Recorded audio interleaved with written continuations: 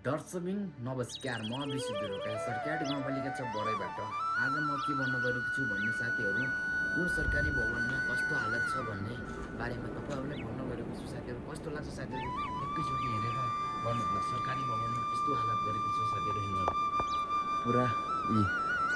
पुरा झ्यालछेल छैन, झ्यालछेल सब टोटार उडाएछ। यता बान्नु सानो उडाएर भैँमा खसालेछ, करिसरी तानेर सब लगेको छ होइन।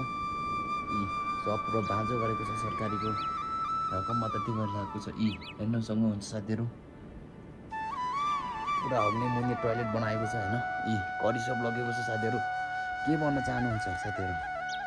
यो चाहिँ अर्को कोठा हो साथीहरू। यो चाहिँ करी तान्न लागेको छ। टेरो न टेरो हेर्नु होला साथीहरू। के भन्न चाहनुहुन्छ साथीहरू? सरकारी भवनमा यस्तो सायद नगर्नुपर्ने हो सायद। के हो हाम्रो गाउँको होइन, हाम्रो गाउँको त्यो छैन कि को छैन कि मान्छे छैन कि होइन। जो सरकारी भवनमा यस्तो हालत गरिरहेको छैन। अझ फेरि तिमीहरूलाई म बाहिर देखाउनु भएको छु। बाहिर अनि कस्तो छ होइन साथीहरू, हेर्नु होला बाहिरको हालत, भित्रको हालत। भित्रको हालत यस्तो छ साथीहरू। यो चाहिँ बाहिरको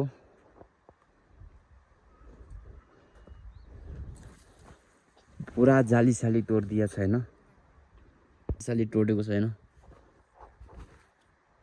सक्नुहुन्छ साथीहरू भब्बाल तरिकाले होइन। भवनको हालत यस्तो छ साथीहरू। यो चाहिँ हाम्रो गाउँ।